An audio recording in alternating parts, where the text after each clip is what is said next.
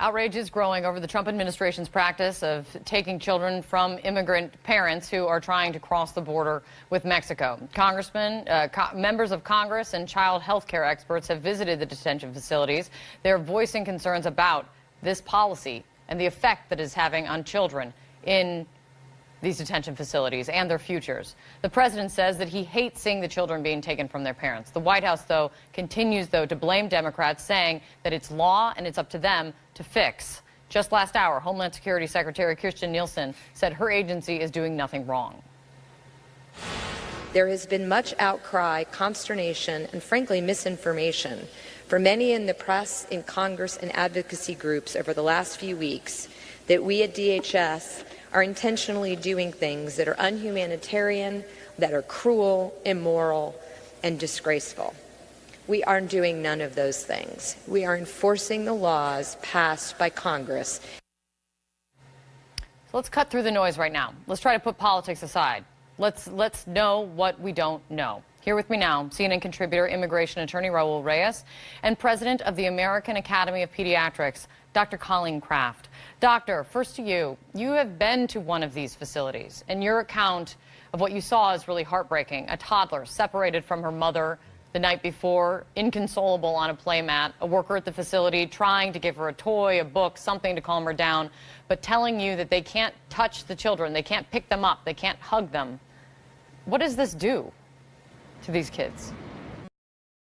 Absolutely right. So what this does to these children is it produces a condition called toxic stress, which is an elevation of your fight and flight hormones that normally keep you out of danger, but in this situation they remain high, and it inhibits the development of their brains.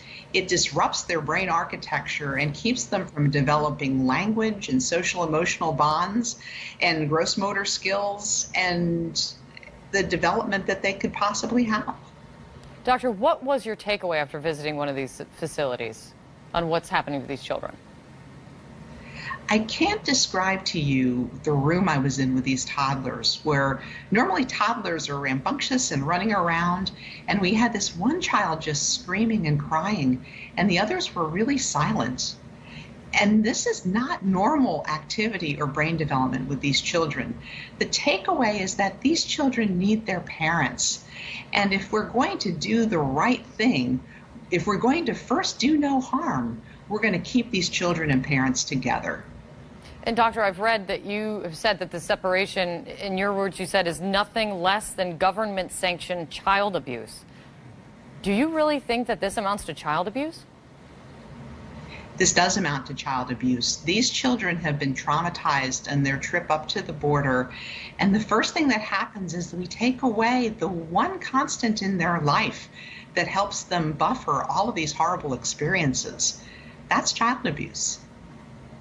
Coming from the president of the American Academy of Pediatrics, that really tells me something. The Secretary of Homeland Security just said this morning, and I want you to respond to her, that it's important to understand that these minors are very well taken care of. Don't believe the press. Doctor, what do you say?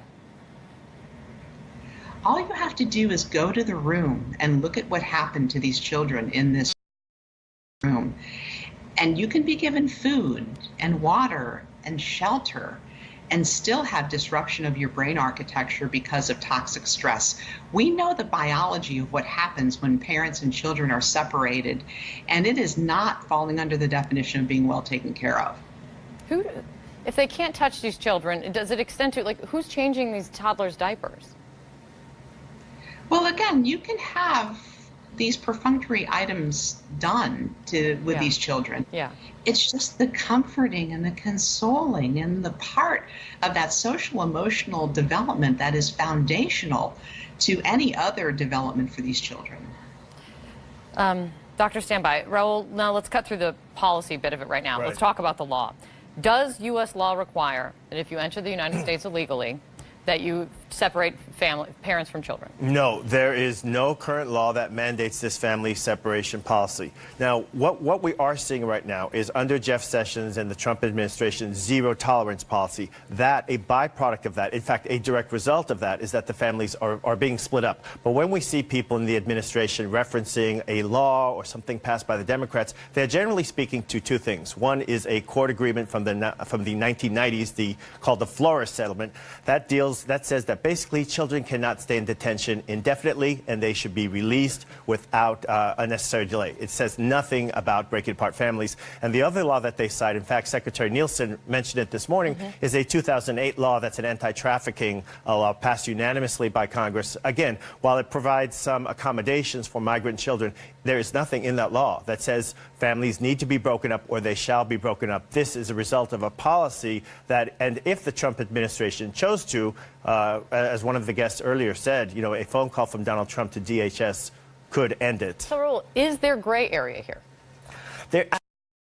There isn't really a gray area, and in fact, there is a strong argument to be made, and now this is legal, not on the political side, that what the Trump administration is doing is a violation of our family law system, which is based on the family unity principle. It's a violation of our immigration system, which allows legal rights to claim asylum and other forms of humanitarian relief, and also our participation in the United Nations Human Rights Commission, which has lodged a protest against the U.S. government over this policy. And right now, the ACLU has a court case that they've begun challenging the family separation policy, they allege that by breaking up families, it's a violation of the due process of the mothers and children, because not being together, it makes it harder for them to corroborate their stories and thus harder to make a case for asylum or refugee status or some type of humanitarian release. So that is being challenged in the courts. It's going to take a long time. But in the meantime, this is the reality. This is where we are.